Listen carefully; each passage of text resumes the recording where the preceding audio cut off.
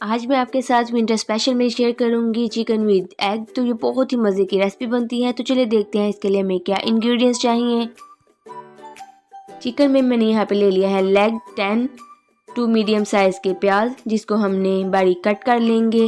ساتھ ہی یہاں پہ لے لیں گے ہم بوائل ایگ 12 جس کو بوائل کر کے چھلکا ریموو کر لیں گے. کوکنگ آئل 1 کپ، کشمیری مرچیں 7، ادرک لہسن پیسٹ 1 ٹیبل اسپون، نمک 3 ٹیبل اسپون، کٹی ہوئی لال مرچیں 3 ٹیبل اسپون، ہری مرچیں 3 جس کو کٹ کر لیں گے، دھنیا پاؤڈر 1 ٹیبل اسپون، لال مرچوں کا پاؤڈر 1 ٹی اسپون، گرین پیاز 1 ٹیبل اسپون.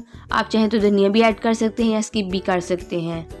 زیرہ 1 ٹی اسپون، گرم مسالہ پاؤڈر 1 ٹی اسپون، ہلدی 1 T spoon, tomato puree 3 table spoon. کڑاہی میں ہم ایڈ کر دیں گے کوکنگ آئل 1 کپ. اگر آپ کے پاس کوکنگ آئل نہ ہو تو آپ گھی بھی یوز کر سکتے ہیں یا کوکنگ آئل میں بھی بنا سکتے ہیں جو آپ یوز کرتے ہو. ساتھ ہی میں اس میں ایڈ کر دوں گی بوائل ایگ ایڈ کر کے میڈیم فلیم پہ ہم اس کو فرائی کر لیں گے.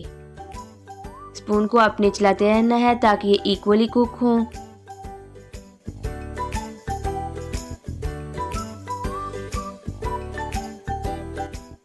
اس طرح جب لائٹ سا گولڈن کلر آ جائے گا ایگز پہ تو ہم اس کو آئل سے ریموو کر لیں گے.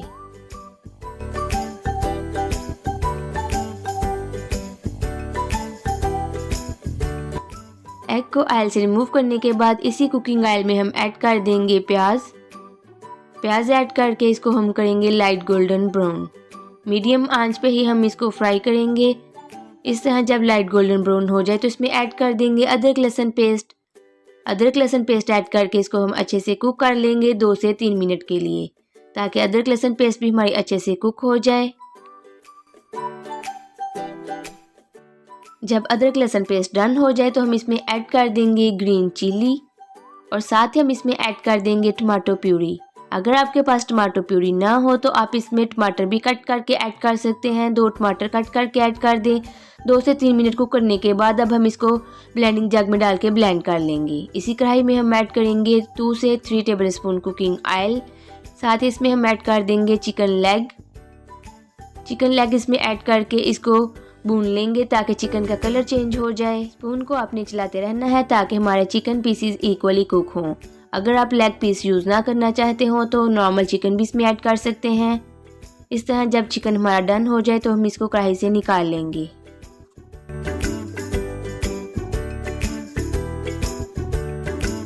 اب اسی کڑھائی میں ہم بلینڈ کیا ہوا مکسچر ایڈ کر دیں گے اور اس کو کوک کریں گے 5 منٹ کے لیے تاکہ یہ اچھے سے گریوی ریڈی ہو جائے. 5 منٹ کے بعد آپ دیکھ سکتے ہیں یہ بہت ہی اچھے سے کوک ہو گئی ہے. اب ہم اس میں ایڈ کر دیں گے لال مرچوں کا پاؤڈر، نمک، کٹی ہوئی لال مرچیں، ہلدی، گرم مسالہ پاؤڈر، زیرہ، دھنیا پاؤڈر،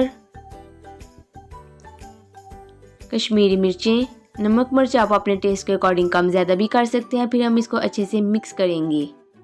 اچھے سے مکس کرنے کے بعد اب ہم اس میں ایڈ کر دیں گے چکن ایڈ کر کے اگین ہم اس کو اچھے سے مکس کریں گے اور 5 منٹ کے لیے اس کو اسی گریوی میں اسی مسالے میں اچھے سے بھون لیں گے.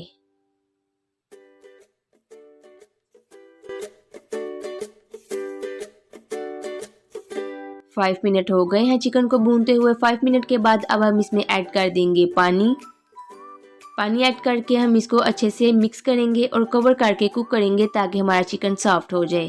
پانی آپ اپنے ٹیسٹ کے اکارڈنگ کم زیادہ کر سکتے ہیں. میں نے اس میں ایڈ کیا ہے 1 گلاس فل بھر کے پانی کا تاکہ چکن پیسز اس میں ڈپ ہو جائیں اور اچھے سے کوک ہو جائیں.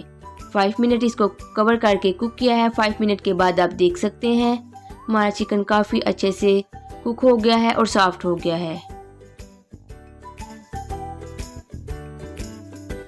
اس سٹیج میں آ کے ہم اس میں ایڈ کر دیں گے گرین پیاز یا دھنیا جو بھی آپ کے پاس اویلیبل ہو. ساتھ ہی ہم اس میں ایڈ کر دیں گے ایگ. اچھے سے مکس کریں گے. اچھے سے مکس کرنے کے بعد اگین اس کو کور کر کے کوک کریں گے 5 منٹ کے لیے. تو ملتے ہیں 5 منٹ کے بعد. 5 منٹ کے بعد ہمارا چکن ایگ ریڈی ہے۔ امید کرتی ہوں آپ کو یہ ریسپی بہت پسند آئی ہوگی۔ اگر ریسپی پسند آئے تو اس کو لائک کر کے فرینڈ اور فیملی کے ساتھ شیئر کریں۔ تو چلیے میں اب آپ کو ڈش آؤٹ کر کے دکھاتی ہوں۔